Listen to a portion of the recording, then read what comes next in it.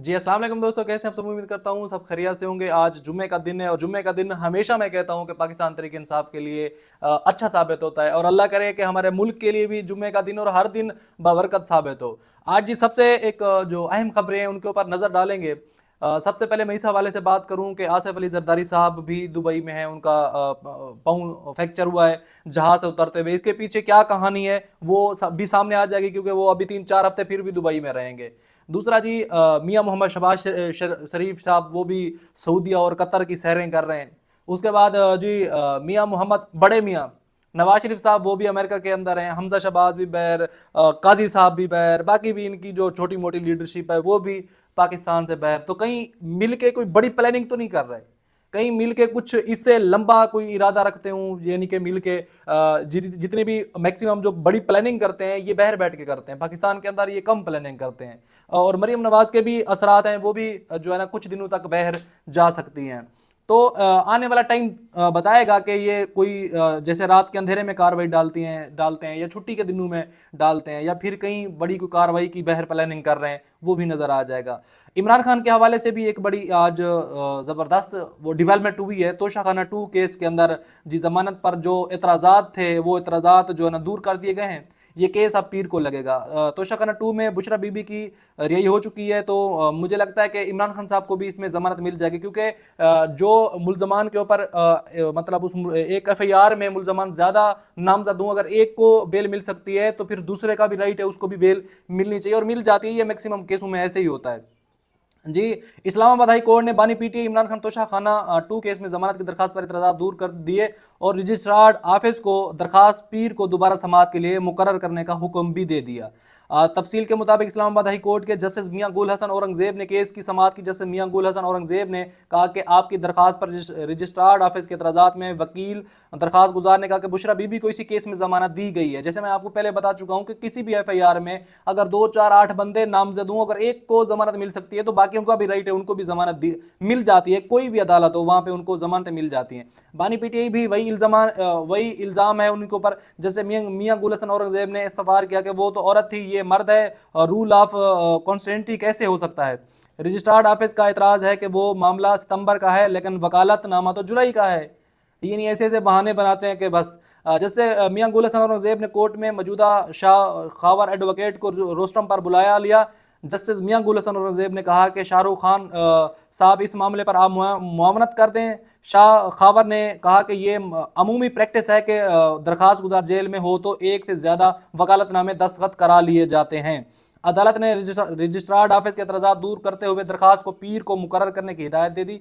बानी पीटीआई की जानब से वकील ने आज भी फ़रकीन को नोटिस जारी करने की इस्तदा की। जैसे मियां गुल हसन औरंगजेब ने रिमार्क्स दिए कि कानून पर अमल होगा। कानून पर अदालत ने रजिस्ट्रार्ड ऑफिस को केस पीर को समाअत के लिए मुकर्रर करने की हिदायत देगी। अब ये केस जो है ना पीर को इंशाअल्लाह लगेगा, और मेरा ख्याल है कि इसमें 100% इमरान खान साहब को जो है ना उसमें बेल हो जाएगी। ये कोई इतना बड़ा केस नहीं, क्योंकि इसमें ऑलरेडी बुशरा बीबी साहबा को जो है ना ज़मानत मिल चुकी है। तो इनको भी बहुत जल्द जो है ना कल परसों जब पीर वाले दिन सॉरी जब ये केस लगेगा तो इसमें भी किसी किस्म का जो भी होगा वो मामला सामने आ जाएगा। अब जी इमरान खान के और दूसरा जो केस है वो डीएचक्यू हमला जो है उस हवाले से भी मैं आपके सामने रख देता हूं। आज वकला की भी इमरान खान साहब से मुलाकात हुई है, वो भी मैं आपके सामने रखता हूं। इमरान खान को चलान की नकूल फराम, बानी पीटीआई का सियात जुराम से इनकार। जीएचक्यू हमला केस में इंसदाद दहशतगर्दी अदालत ने बानी पीटीआई इमरान खान को चलान की नकूल फराम कर देता। हम साबिक वज़ीर ने फर्द जुर्म सियात से इनकार कर दिया। ज़राए के मुताबिक बानी पीटीआई को नकूल फरामी के लिए इंसदाद दहशतगर्दी अदालत के जज अमजद अली शाह अडियाला जेल आए थे। फर्द जुर्म 8 नवंबर की अहद की जाएगी। फर्द जुर्म सियात से इनकार करते हुए इमरान खान ने कहा कि मेरा इस केस से कोई ताल्लुक नहीं, क्योंकि मैं गिरफ्तार था। ये जो मामला हुआ है इससे पहले तो इमरान खान साहब गिरफ्तार हो गए थे। दूसरी जानब शाह महमूद कुरैशी को लाहौर जेल जाने के बहस चलान की नकूल तकसीम ना हो सकी, जिसके बहस साबिक वज़ीर ख़ारजा को चलान की नकूल तकसीम का मामला टल गया। मजीद मुलजमान को इंसदाद दहशतगर्दी अदालत ने रावलपिंडी में चलान की नकूल तकसीम की जाएंगी। अब ये मामला तो इमरान खान के हवाले से जो थी जो इम्पोर्टेंट जो अहम डेवलपमेंट जो आज हुई है वो मैंने आपके सामने रख दी। और जी पीए की जो निचकारी है उसको जो हमारी रियासत है उनको जो सेल कर रहे हैं, اس کے اوپر ان کا تو جو خیال تھا کہ تقریباً 85 یا 90 ارب روپے بوری لگے گی، لیکن 10 ارب سے اوپر نہیں لگی، اور وہ بھی جو لینے والے ان کو ٹائم دے گا کہ آپ 30 منٹ میں آپ تھوڑا ذہن بنائیں اسے، کیونکہ پارٹی بھی ایک ہی آئی ہے تو آپ تھوڑا ذہن بنائیں کہ کہیں پیسہ بڑھ سکے، تو انہوں نے کہا 10 ارب سے 1 روپیہ بھی آگے نہیں بڑھے گا۔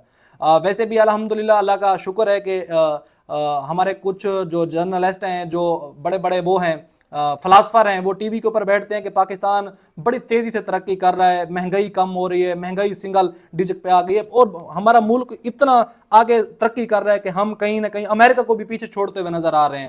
تو دوسری جانب ہم یہ دیکھتے ہیں، جو ہماری آنکھیں دیکھتی ہیں، نہ مہنگائی کہیں کم کو ہوتی ہوئی نظر آ رہی ہے، پیٹرول ڈیزل رات پھر مہنگا ہوا ہے، عالمی سطح پہ سستا اور پاکستان میں مہنگا ہوا ہے۔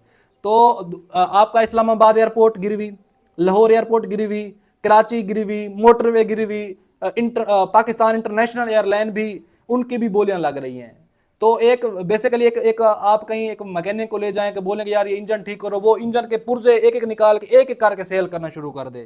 اب حالت یہاں پہ پہنچی ہوئی ہے کہ آپ کا جو جتنے بھی جو بھی چیزیں ہیں، جو بھی چیز ہاتھ میں لگے گی، جو چیز نظر آئے گی وہ سیل ہوگی، اور ملک بھی ماشاءاللہ ترقی کر رہا ہے۔ ہم اتنی تیزی سے آگے نکل رہے ہیں، اتنی تیزی سے ہم ترقی کر رہے ہیں، جو فلاسفر کچھ لونڈے لپاڑے جو ٹی وی کے اوپر بیٹھ کے بولتے ہیں کہ ملک ہمارا اتنی تیزی سے ترقی کر رہا ہے، جب سے میاں محمد شہباز شریف صاحب آئے ہیں، مریم نواز صاحبہ پنجاب کے اندر سی ایم بنی ہے، تب سے ملک ایسے آگے نکل رہا ہے کہ سمجھ ہی نہیں آ رہی، اتنی بڑی سپیڈ ہے، ہم نازک موڑ سے کراس کرتے ہوئے نظر آ رہے ہیں۔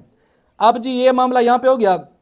پریکٹس اینڈ پروسیجر ترمیمی آرڈیننس 2024 سینٹ میں آج پیش کر دیا گیا ہے، حالانکہ ججز کی تعداد بڑھانے کے لیے انہوں نے پیش کرنا تھا، لیکن آج جی اس کو پریکٹس اینڈ پروسیجر جو ترمیمی آرڈیننس ہے اس کو آج سینٹ میں پیش کر دیا گیا ہے۔ ذرائع کے مطابق ترمیمی آرڈیننس وفاقی وزیر قانون اعظم نذیر طارہ نے ایوان میں پیش کیا، جس کے بعد اسے متعلقہ قائمہ کمیٹی کے سپرد کر دیا۔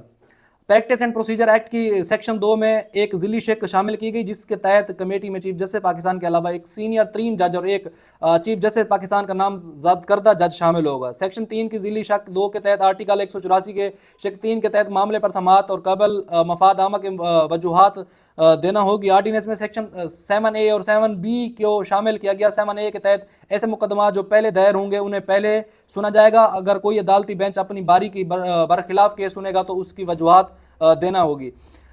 اصل میں ان کو جو مین چیز ہے نا، ان کو ابھی سکون نہیں آ رہا، ان کو بالکل ہی سکون نہیں آ رہا کہ اپنی مرضی کی قانون سازی کر کے پھر بھی ان کی راتوں کی نیندیں اڑی ہوئی ہیں، کیونکہ اللہ نے ان کی زندگیوں میں سکون لکھا ہی نہیں ہے۔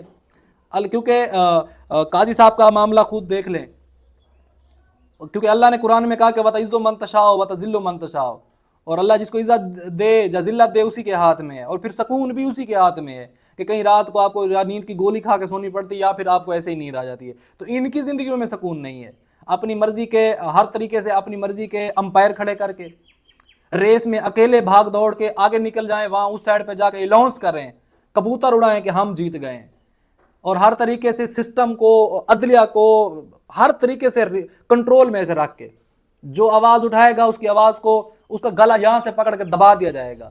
اس کے باوجود بھی پھر ان کو سکون نہیں ہے۔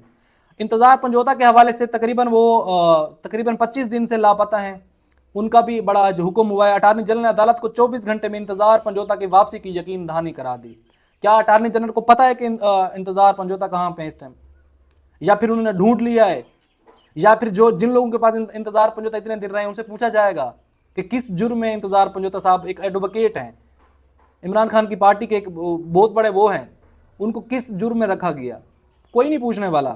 بانی پی ٹی اے کی فوکل پرسن انتظار پنجوتا کی بازیابی درخواست پر سماعت چیف جسٹس اسلام آباد ہائی کورٹ عامر فاروق نے کی۔ اس موقع پر ایڈوکیٹ فیصل چودھری، علی بخاری، نیاز اللہ نیازی عدالت کے سامنے پیش ہوئے۔ اٹارنی جنرل مسعود اوان نے اسلام آباد ہائی کورٹ کو آگاہ کیا کہ امید ہے 24 گھنٹے میں انتظار پنجوتا ریکور ہو جائیں گے، جس پر فیصل چودھری ایڈوکیٹ کا کہنا تھا کہ اٹارنی جنرل کے امید دلائی ہے تو امید ہی کر سکتے ہیں۔ ان کا مزید کہنا تھا کہ ہم تو امید ہی کر سکتے ہیں، ہم چاہتے ہیں کہ انتظار حسین پنجوتا خریہ سے واپس آئیں۔ اسلام آباد ہائی کورٹ کے چیف جسٹس عامر فاروق نے استفسار کیا کہ 24 گھنٹے پھر اب سے ہی شروع ہوں گے، جس پر اٹارنی جنرل منصور اوان نے بتایا کہ جی کل اسی وقت تک انتظار پنجوتا واپس آ جائیں گے، یعنی کہ جس ٹائم سماعت کیس کی ہو رہی ہے، یعنی اب سے لے کر اگلے اس ٹائم تک 24 گھنٹے کمپلیٹ ہوں گے، تو یقین دہانی ہے کہ انتظار حسین پنجوتا واپسی آ جائیں گے۔ چیف جسٹس نے اٹارنی جنرل سے مکالمہ کیا، اگر انتظار پنجوتا آ جاتے ہیں تو ٹھیک، ورنہ آئندہ سماعت پر آپ دوبارہ پیش ہوں۔ بعد ازاں عدالت نے سماعت پیر 4 نومبر تک ملتوی کر دی۔ یہ جی انتظار پنجوتا اب اللہ کرے واپسی آ جائیں، امید ہی ہم کر سکتے ہیں ہم تو، کیونکہ ایک پاکستان ہے، اس میں کچھ بھی کسی قسم کے کوئی بھی جو ہے نا وہ عجوبہ ہو سکتا ہے، پیش کیا جا سکتا ہے، تو انتظار حسین پنجوتا بھی انشاءاللہ واپسی آ جائیں گے۔ اور جی اعظم سواتی صاحب کے اوپر ڈی چوک اور تقریباً 7-8 مقدمات جو تھے ان کو بھی آج جوڈیشل کر دیا گیا ہے، جوڈیشل ریمانڈ پہ جیل بھیج دیا گیا ہے۔ ان کے اوپر پہلے جو ہے نا ان کو اس پہ بار بار اس کا جو کیس لگ رہا تھا، جج ابو الحسنات صاحب جو ہیں وہ تقریباً کیونکہ وہ ریاست کے بندے ہیں تو پھر ریاست جن کے اوپر ہاتھ رکھتی ہے، تو حالانکہ جج ابو الحسنات سپریم کورٹ کے جسٹس میں بھی زیادہ پاور رکھتے ہیں، یہ بھی آپ ذہن میں رکھ رہے ہیں۔ بعض ان کو جو ہے نا وہ ریمانڈ پہ ریمانڈ دیے جا رہے تھے، ریمانڈ پہ ریمانڈ، ایمان مزاری جو بھی جیل میں تو ان کو بس جو بھی کورٹ کے اندر ہے ریمانڈ کراؤ، 1 دن کا لے لو، 2 دن کا لے لو، 4 دن کا لے لو، یہ آج ان کو جوڈیشل ریمانڈ کے اوپر بھیج دیا گیا ہے۔ اور جی علی امین گنڈا پور صاحب نے بھی آج ایک ان کا بھی ایک سٹیٹمنٹ آیا ہے، ان کا ایک بیان ہوا ہے، جو سرکاری لوگ جو احتجاج کے دوران پکڑے تھے ان کو آج چھوڑا گیا ہے، جو ملازمین کا استقبال بھی کیا علی امین گنڈا پور صاحب نے، ان کے اوپر پھول بھی نشاور کیے اور ان کو جو ہے نا ان کے عہدوں میں ترقی کرنے کا بھی ان کو وعدہ کر دیا۔ گرفتار ریسکیو اہلکار ہائی کے بعد پشاور میں وزیر اعلیٰ ہاؤس پہنچے، وزیر اعلیٰ علی امین گنڈا پور نے رہائی پانے والے اہلکاروں کا استقبال کیا، اس موقع پر گل پاشا بھی کی گئی۔